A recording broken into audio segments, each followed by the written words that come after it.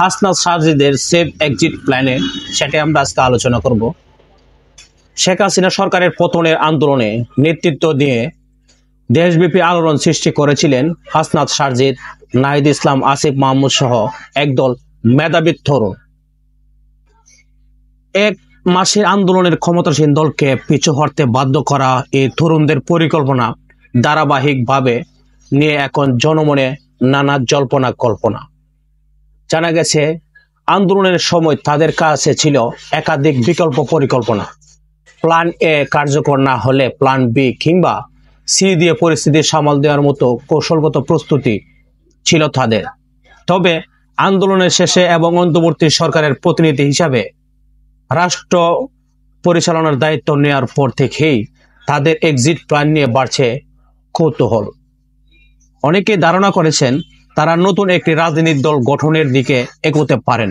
তবে রাজনৈতিক বিশ্লেষকরা বলেছেন বর্তমানে বিদ্যমান বড় দলগুলোর সঙ্গে প্রতিদ্বন্দ্বিতায় নামা নতুন দলের জন্য হবে দুরূহ সন্ধি। তাদের পথ চলার তৈরি হয়েছে মত পার্থক্য এবং রাজনৈতিক দূরত্ব।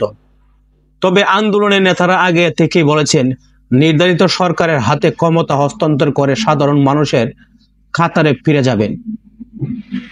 কিন্তু তাদের ভবিষ্যৎ পরিকল্পনা সম্পর্কে স্পষ্ট কিছু জানতে না পারায় গুজব রটেছে ক্ষমতাসীন দল তাদের মাইনাস ফর্মুলা সরিয়ে দিতে পারে।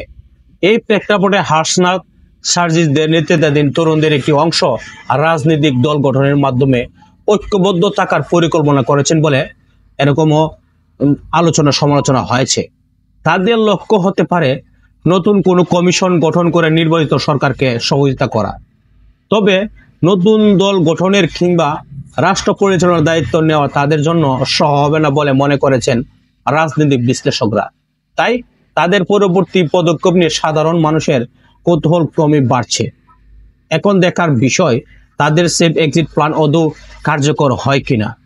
তো আমরা দেখেছি বর্তমান যে প্রেক্ষাপট, বর্তমান যে বিএনপি এবং তাদের সমমনা দলগুলোর যে প্রেক্ষাপট দেখেছি, তারা সংস্কার বা নির্বাচন এই দুটির মধ্যে তারা আগে নির্বাচন চায়।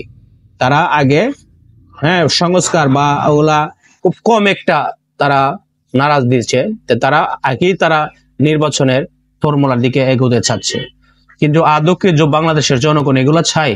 বাংলাদেশের জনগণের যে মাপকাঠি, যে পরিপূর্ণ মাপকাঠি, এটা হলো এই ফ্যাসিবাদ মুক্ত বাংলাদেশ করতে হবে এবং পরিপূর্ণভাবে বিভিন্ন সেক্টরে, বিভিন্ন সরকারি বা পুলিশ সেক্টরে বা জনপ্রশাসন সেক্টরে তারা বাংলাদেশের জনগণ সংস্কার চাই।